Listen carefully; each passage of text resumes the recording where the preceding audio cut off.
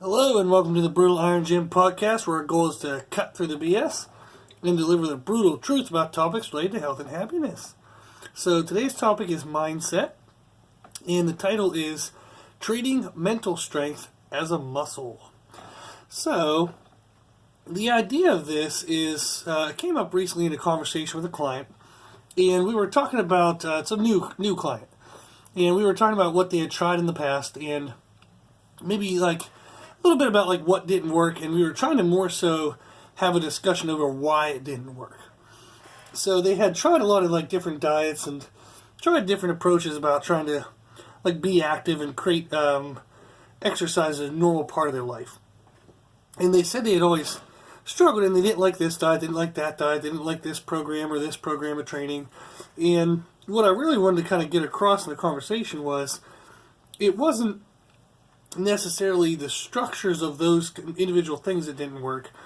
It was maybe the way in which the client was approaching it. And what we got out of the conversation was that a lot of times this person would start into their goal and just expect everything to be perfect. So they'd be like, okay, I'm going to take on this diet, I'm going to follow all these rules, I'm going to throw away all the food in my house, buy all the new food, and everything will be perfect. And that absolutely is never going to happen. That's not how life works. But sometimes that's how people approach diets and training and like things in the health and fitness world, is they try to think of it as like a kind of like a black and white. I'm either going to be right or I'm not going to do it at all. And unfortunately, that's, again, like we said, not how life works. And when you have that mindset, kind of like an all or nothing mindset, you're going to fail all the time because you're a human being, so you're going to make mistakes. So always you're going to feel like a failure when you go into anything with that mindset. So what the client and I talked about was trying to do a better job of setting realistic expectations and understanding that although having things black and white give us mental clarity over what we should do, we know exactly right and wrong, stuff like that, it isn't applicable to real life. So they're going to need to learn how to make mistakes, but be disciplined enough to limit the mistakes, but also be their own cheerleader enough, their own support system enough to positively talk them through those mistakes and get back on track. So it's kind of like that balance of, I don't know if it's necessarily self-awareness, but being your own disciplinarian and being your own cheerleader / like support system. You have to have a little bit of both. So if you treat yourself like a jerk all the time and you're disciplinarian out the wazoo, you're going to feel like a failure at everything you do all life, in your entire life. You're never going to feel like you have worth. You're never going to feel like you're successful. And overwhelmingly, you're going to have a negative outlook on everything that you do and your ability to do things. When you're too much of a cheerleader, you're going to be one of those psycho crazy people that we all hate, where you're oblivious to the fact of everything you do wrong, and you think yourself as like the greatest thing in the world, but everybody else looks at you like, what the hell? How can you not see that you're getting these things wrong? How can you not see that you act in this manner? But you have these rosy colored glasses on, and you think you're don't stink, that kind of thing. So we don't want to be that. So we don't want to be that crazy person, but we also don't want to be the Debbie Downer all the time. So you got to find that balance. So what we were talking about was kind of in the sense of like this person was familiar with lifting weights and the process of the concept of having to build muscle over time. So we wanted to look at building mental strength over time. So too often, people set goals and they believe they already have the mental capacity to reach them. And that's often, overwhelmingly often, not the case at all. So you have the mental capacity of what you use right now, plus maybe a little bit more. So maybe you're living comfortably and you could test yourself a little bit, live a little more, with more strict rules on yourself for a short time. But you're pretty much living at the capacity that you're comfortable with right now. So if you think of, okay, I eat like a goofball now, I don't pay attention to really anything I do, and I kind of sort of maybe check some things here and there, but I really want to take on this new diet and I want to do it absolutely right and I want to be perfect at it. Well, what makes you think that you have the mental adherence to actually be perfect when you're not perfect to the no rules that you have now? So you have very loose, if any, rules at this moment, and you're not even doing them correctly. And then you're going to take on these more advanced, more strict rules and miraculously adhere to them with no problems whatsoever.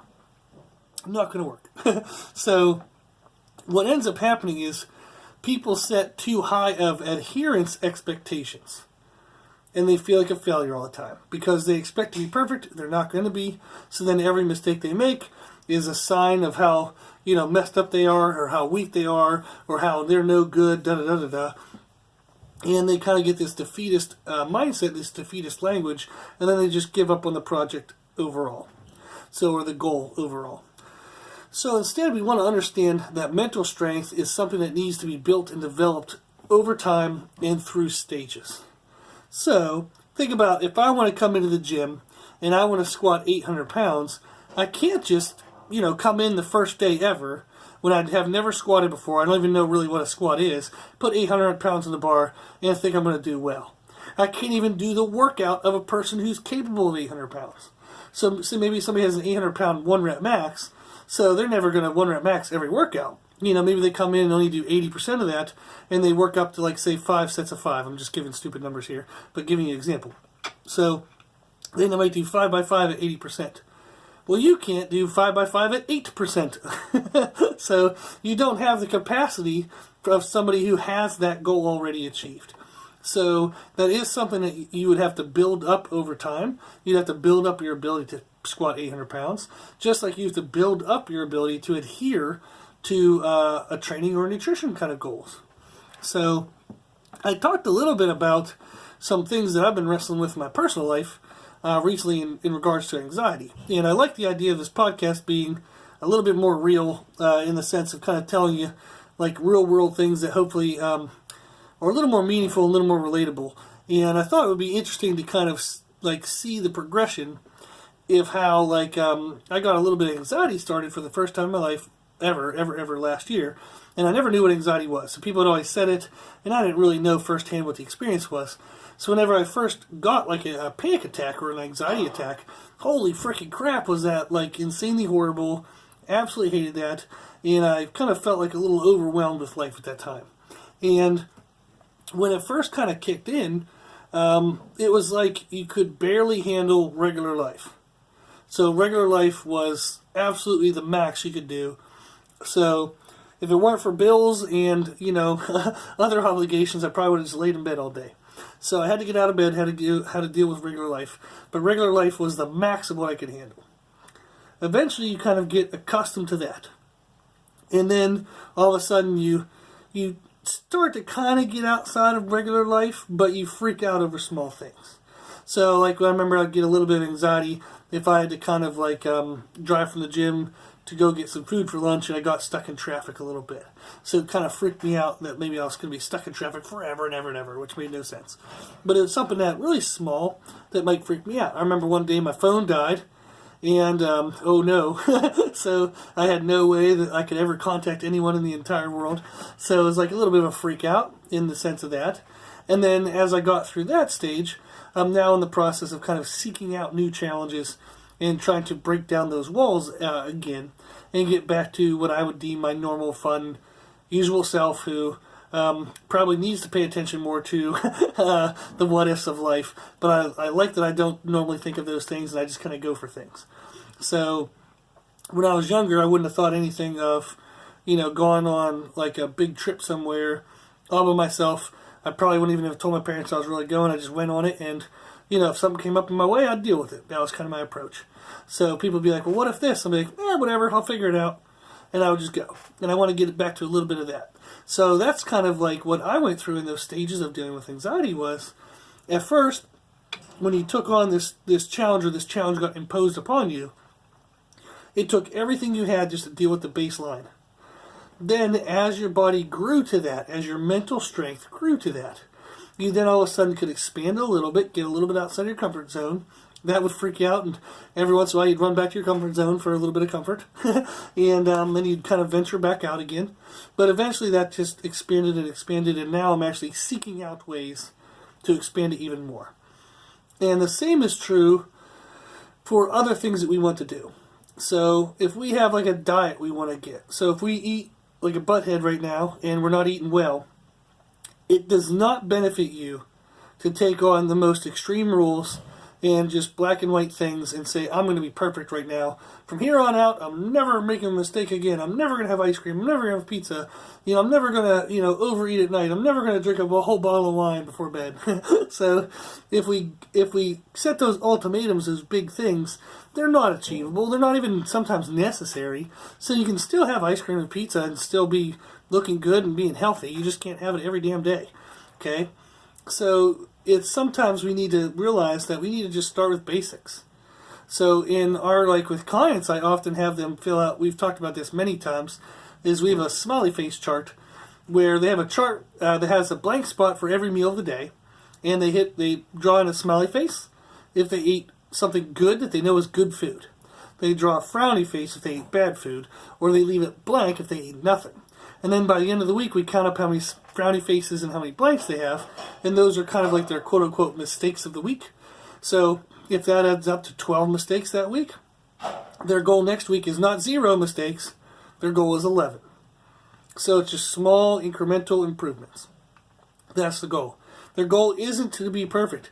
Actually, on the smiley face chart, if a person has 5 meals a day, so kind of breakfast, lunch, and dinner, and some in-between snacks, that gives them 35 meals a week. Our goal is to get to 32 out of 35 right. So they are recommended and actually told to have 3 quote-unquote mistakes a week, because it allows that very small little window for social interactions and mistakes that happen in normal life. Okay? So often if I have somebody who actually comes at me with a 35 out of 35, I usually tell them, I'm like, hey, you need to go have fun this week. Go take a meal off and go out with friends or go do da-da-da-da-da. And actually give them permission and tell them to venture off a little bit.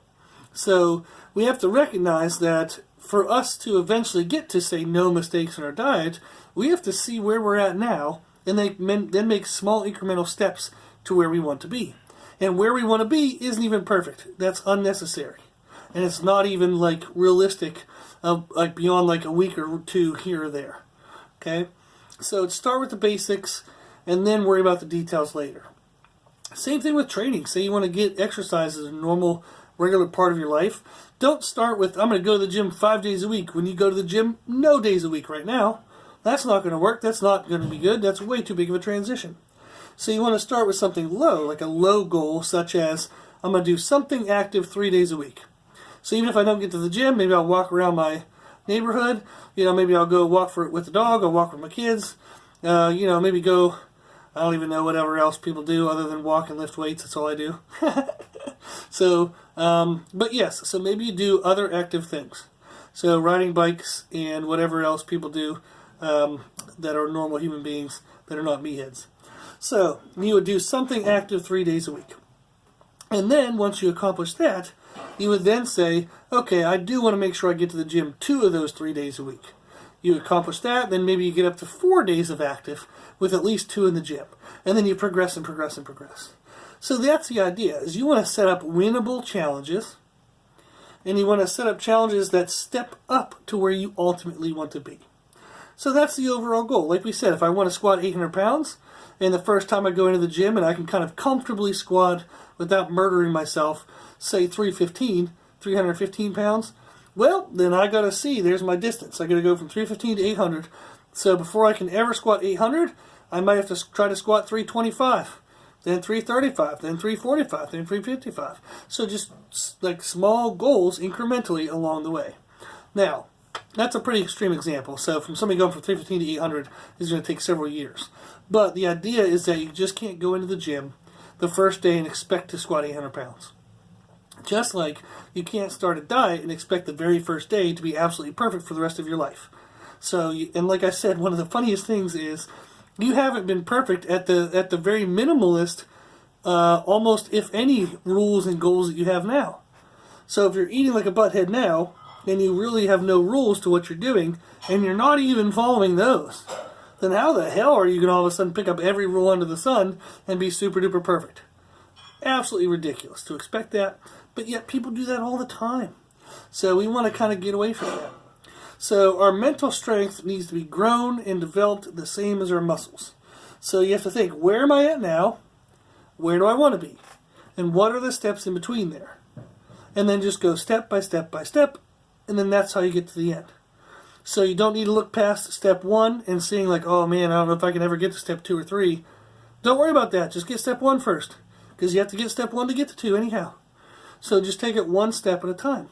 So I remember like in myself, like I have clients now where we'll talk about nutrition and diets that I'm doing in my current life. So I'm 35 and I started playing around with food and kind of like paying attention to the way I was eating at 15. So it's been 20 years.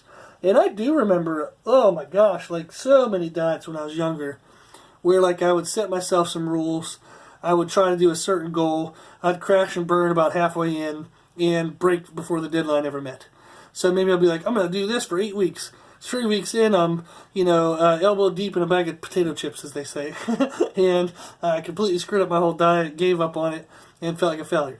So I eventually, like that's what I did in my early years, was I would start goals, crash and burn, give up. Then eventually I kind of developed the mental strength and said, okay, the last like a dozen times that I gave up on these things, I actually felt worse after I gave up than before I gave up. So when I thought I felt so bad that I should just give up, I actually felt worse when I gave up. So this time, I'm not going to freaking give up. I'm going to actually meet it the whole way through. Because I know that when I give up, it's going to hurt worse than whatever I'm feeling at this moment.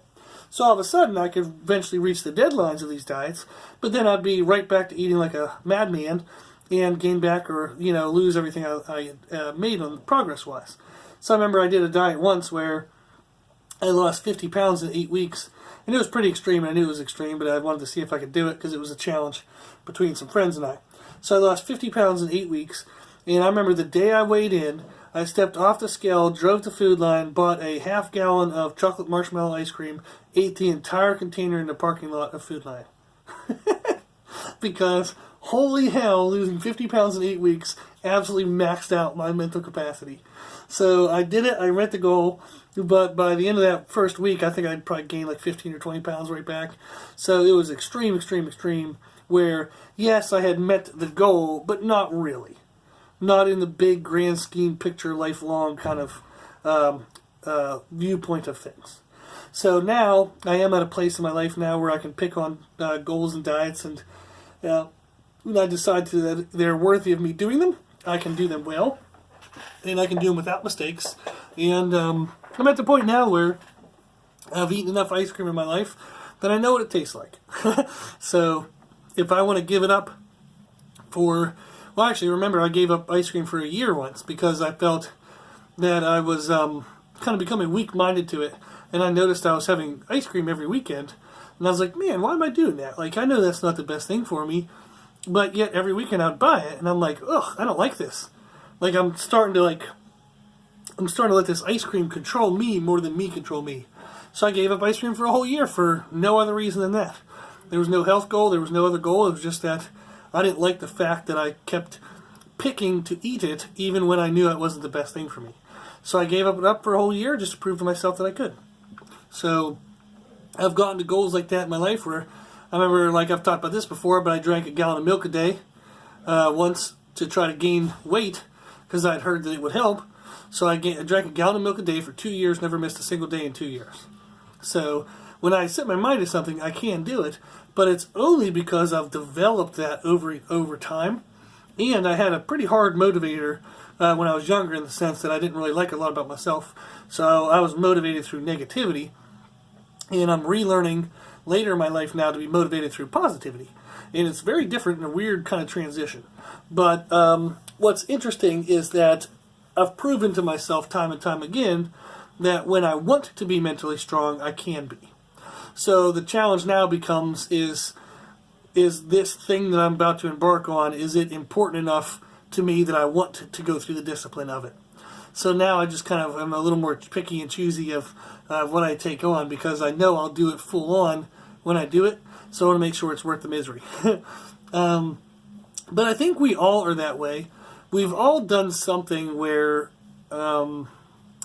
maybe not in our diet or training related world, but we've all done something that stretched us beyond what we ever thought we were capable of. We were able to do it, and we came out stronger on the other side. So it maybe has crumbled us and challenged us in the moment, but we came out stronger, we conquered it. So I remember I've had clients over the years where they had given up smoking, but yet they feel like they could be successful on a diet. And I was like, holy freaking crap. Reportedly giving up smoking is one of the hardest things to do ever. And you were able to do that, and you're worried about a diet? You don't think you have the mental strength to do that? Holy cow. How about, mothers who've been through pregnancy? I have not been pregnant, so I don't know exactly how that feels. But I have heard that it's not very enjoyable at certain times. And, like, say somebody who gave up smoking while they were pregnant, or they gave up alcohol while they were pregnant because they knew it wasn't good for the baby. So you were able to do that for 9 months. And that's something that you have the strength and the capacity to do that again if you choose to do so. So at that time, you were motivated by, someone else, like the baby, but it proved to you that you could do it. And now if you chose to be motivated for yourself, you can do it again. So there are often ways, like how many people show up to work every day because whether they want to or not. It's the same capacity as like eating the food we're supposed to, whether we want to or not. We're training today, whether I want to or not. I just know it's good for me, so therefore I go do it. So we know going to work is good for you because you need your paycheck. So you just go do it. So that's the idea, is we want to think of, we do have strength that we've shown in other areas, that if we recognize that, we can apply that strength to our health and fitness kind of world in those goals. And then we also want to recognize that our mental strength is a muscle. It needs to be built up over time. So do not expect perfection right away. You will not be perfect. No one on the planet is perfect all the time. So you're going to set yourself up for failure. You're going to run into that failure feeling over and over again, and you'll be so negative that you're probably going to give up and quit. So if that explains what you have felt, then you need to loosen the reins in your expectations and try not to be perfect. So like we had said, if you have a goal of, say, eating 5 times a day, that's 35 meals in a week. See if you can just get 25 out of 35 right. Start with something like that. Start with something almost insultingly easy. So we've done a podcast way, way, way in the past. I think it was like one of the ones in the first 20 episodes called Aim Low. And it was a concept by Jordan Peterson, who's a psychologist. And the concept he's talking about was when you start something or you take on a challenge, you want to set very small, very, very small, low goals. Almost insultingly low. So where if I told you, hey, next week you're going to have 35 meals a week, I just want you to get 10 right. You'd be like, why the hell would I do that? Of course I'm going to get 10 right. Like, why don't I go for 20 or 25? I'm like, no, I just want 10. Just want 10. So then you get that first weekend and maybe you got 15 right. And you're like, I knew I'd be able to blow past that 10. So this week I'm going to see if I can get better than 15. All of a sudden you get 16 right. Then the next week all of a sudden you get 18 right. And the next week you get 20. And you can feel how this is a building excitement of success. Whereas if you set your goal and saying, I'm going to get 35 out of 35 right. No, you won't. And you're going to feel like a failure the first week. The second week, you're still not going to hit 35 out of 35 because no one does. No one's perfect. You're going to feel a failure on the second week. You might still try a third week. You're going to fail at that week, and then you'll just give up entirely. So instead of aiming for perfection, aim for something insultingly low that's slightly better than what you're doing now. So or just being accountable for what you do now. Just see if you can do it now that you're accountable for it. Okay? Start there and build up. That is going to be the best way for you to be successful because you're going to build up success. You're going to build up positive momentum, positive mental health. And that's going to help you build up mental strength. So just like you do in workouts with muscles. We don't come in and we don't lift things so heavy the first day that we tear our body to shreds. We come in, we learn how to do the movements first. Then maybe you learn how to do the movements and you learn even more detail about what's involved. Then you start challenging your muscles slowly and incrementally, adding 5 extra pounds, a month, or 1 or 2 extra reps a week. It's just small incremental movements of success. That's the goal. That's how you train muscles. That's how you got to train your mental strength. Okay? So, this is more of a conceptual thing than something for you to walk away with, like having concrete steps of something to do. But I think it's important for us to look at this and realize that aiming for perfection is not appropriate. It's not going to be successful. So you got to give that up. You got to think of building your mental strength the same as you would your muscles. So if you're taking on a new challenge, Give yourself time to grow into that challenge. That's going to give you the best chance for long-term success and get out of the cycle of starting and failing. Okay? So, take that, and hopefully it'll be some good food for thought, and maybe you can apply it and be a little more successful in the next adventure you take in your health and fitness journey. Okay? So if you like this information, you can find more from us on Instagram, Facebook, and Twitter at Brutal Iron Gym. Also, if you like the podcast, please share it with family and friends. So the more people we help, the happier the world will be. And if you have any questions, feedback, or suggestions, we would love to hear from you. So we love it, love it, love it when you guys give us feedback, so that way we know you're getting what you want out of this podcast.